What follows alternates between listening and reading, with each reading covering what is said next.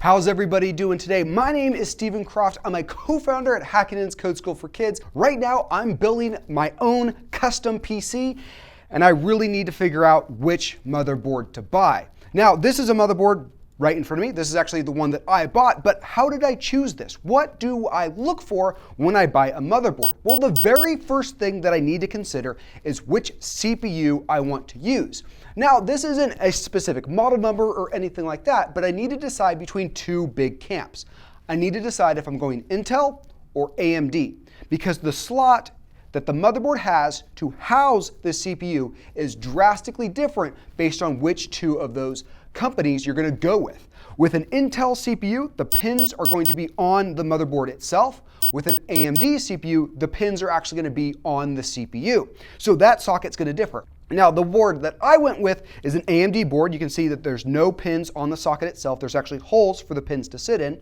And it's an AM4 type socket, which means I need to find a CPU that also supports AM4. The other thing that you need to consider is how much RAM do you want to use in your computer? Some motherboards will support a certain amount of RAM. So you want to make sure that the motherboard that you're choosing supports the amount of RAM you want to use. This motherboard in front of me supports 128 gigs of RAM, which is total overkill for most things that even I do, but you can put less in there. If I wanted to put a single stick of 4 gigs in here, I could. I wouldn't do that, because why did I pay for this expensive motherboard to only use 4 gigs? But that's besides the point. The last thing that you want to think of is the size. So this is a full ATX sized motherboard. What does ATX mean? I don't know. I don't even think it's important. You just need to make sure that you match the letters full ATX, mini ATX, mid ATX with the size of your case. Some cases, the computer case that the computer sits in, some cases support certain sizes of motherboards.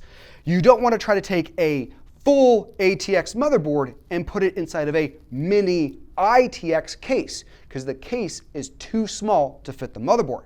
Now, if you're using a service like PC Part Picker, it's going to do all of that work for you. It's only going to suggest CPUs or cases that match your motherboard. Or if you choose the CPU first, it will only offer motherboards that fit your CPU.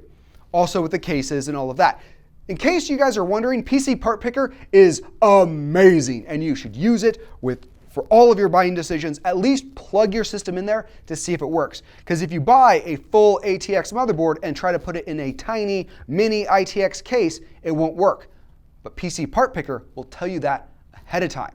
So thank you for watching. Hopefully this was helpful. If I got anything wrong, or you can tell me what ATX stands for, drop it in the comments below. I can't wait to hear from you. And which motherboard would you go with if it was your dream build? Money was no option. What would you go with?